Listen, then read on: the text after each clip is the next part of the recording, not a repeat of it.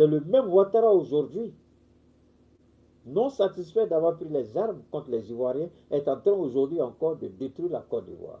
Ils utilisent la ruse du colon, c'est-à-dire ils vont voir des propriétaires terriens, ils vont voir des chefs du village, ils vont voir, ils vont trafiquer, et puis ils vont s'approprier les terres. Et ils ne commencent jamais à détruire les maisons si ce n'est pas pendant la saison pluvieuse ou si ce n'est pas en fin d'examen, si comme c'est une malédiction. Pourquoi chaque année, depuis bientôt plus de 17 ans qu'il est au pouvoir, pourquoi c'est à la dernière minute chaque fois qu'il devra casser les maisons? Pendant toute l'année, ils ne font rien. Ils ne cherchent pas à localiser les gens.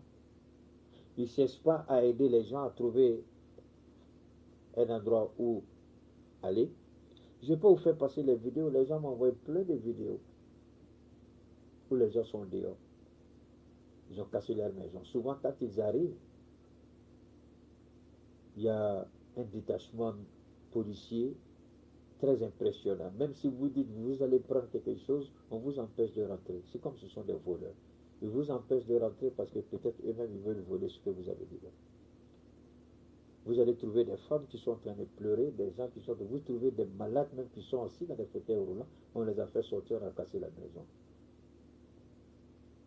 Mais si vous saviez que vous allez détruire ces coins et que c'est la saison pluvieuse, pourquoi vous attendez? Vous n'êtes pas au pouvoir aujourd'hui, ça fait un an que vous êtes au pouvoir. Ça fait bientôt 18 ans que vous êtes au pouvoir. Vous avez déjà entamé la 17e année. Bientôt 18 ans vous êtes au pouvoir. Et jusque-là, vous continuez de casser les maisons des gens à la dernière minute, à la veille des examens. Vous cassez les écoles, vous chassez les enfants, ils sont dans la rue.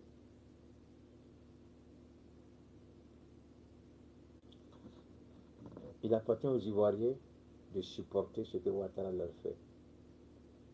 Si c'est ce que vous voulez, continuez.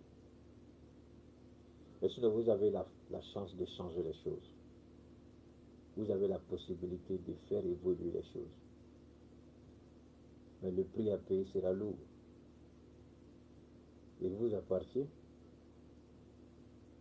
de refuser cette situation, de sortir dans les rues jusqu'à ce que le pouvoir de Ouattara tombe. Vous avez la possibilité de faire ça. Ou du moins, vous pouvez aussi accepter de subir. Et là, arrêtez de pleurer dans nos oreilles. Parce que vous criez, c'est l'objectif, c'est pourquoi on intervient. Mais aide-toi et le ciel t'aidera. C'est pas ce qu'on dit. Aide-toi et puis le Seigneur t'aidera. Vous faites quoi pour vous aider vous-même? Pleurer, Dieu ne fera rien. Dieu peut mener le combat matin, midi, soir, mais les choses ne changeront pas si vous-même vous ne décidez pas de faire changer les choses. Alassane Ouattara est un criminel, nous le savons tous. C'est un assassin, nous le savons tous. Mais vous avez la possibilité de faire changer les choses, de faire évoluer les choses. Alors, c'était la petite intervention d'aujourd'hui. Ce qu'il faut retenir aussi, c'est que l'Iran est en train de nous montrer une voie pendant que certains nous attaquent, alors que nous ne faisons rien de différent de l'Iran. Beaucoup applaudissent l'Iran, mais nous, au sein de l'AES, on nous attaque. Et je remercie je ne sais pas s'il faut le remercier, mais le président gabonais qui a décidé de mettre les choses au point. On va écouter ça et puis clore notre intervention. Monsieur le Président, il y a des coups d'État en Afrique, notamment au Sahel. Alors vous êtes arrivé au Gabon en reversant le pouvoir en place. Vous avez toujours dit que c'était différent.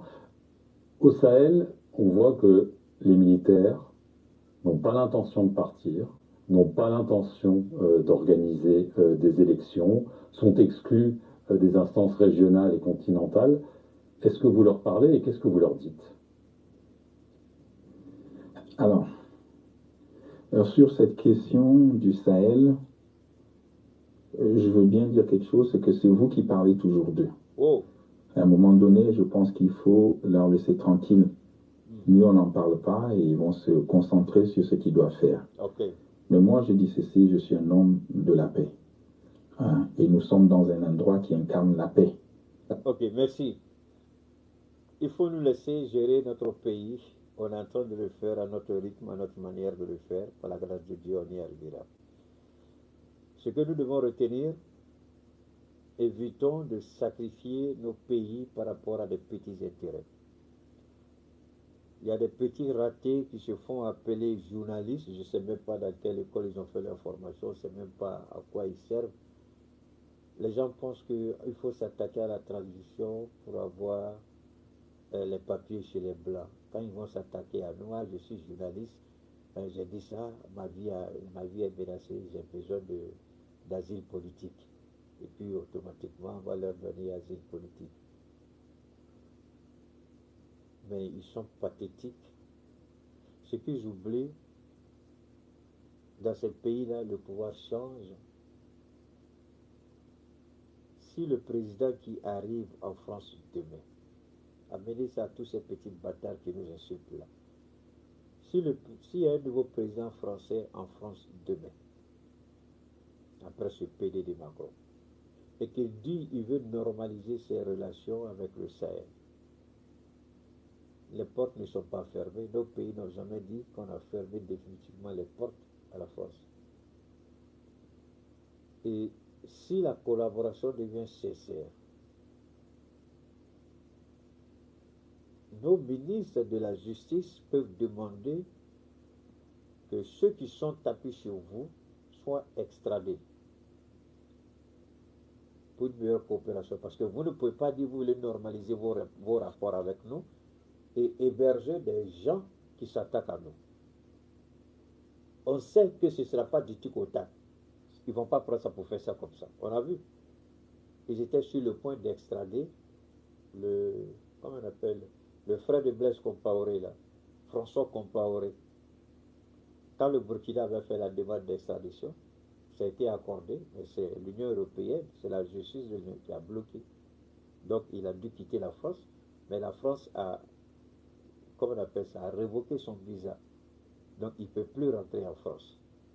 Donc s'il y a un président qui arrive demain en France et qui veut s'entendre avec nous, mais faites attention à ce que vous faites. Faites très attention, vous êtes tellement bête, vous n'êtes pas intelligent. Là-bas, c'est le pouvoir qui est là. Le pouvoir de Macron n'est pas d'accord avec nous. Mais la France sait que nous valons mieux que ce qu'on veut faire croire. Et le nouveau président qui va venir, si c'est un Mélenchon ou autre qui veut travailler avec nous, vous les petits bâtards qui étaient tapis là-bas, qui nous insultez là, priez Dieu que cela n'arrive pas parce qu'on va demander que vous soyez extradés. Et vous allez venir vous expliquer ici, devant nos juridictions. Vous croyez que là-bas, là, c'est la présence à vie, vous n'êtes même pas intelligent. Macron, il s'en va là, c'est fini pour Macron. C'est dans quelques mois, c'est fini pour lui. L'année prochaine, c'est fini. Il n'a même pas 12 mois encore. Macron a moins de 9 mois maintenant de pouvoir. Et vous avez la grande gueule encore pour parler.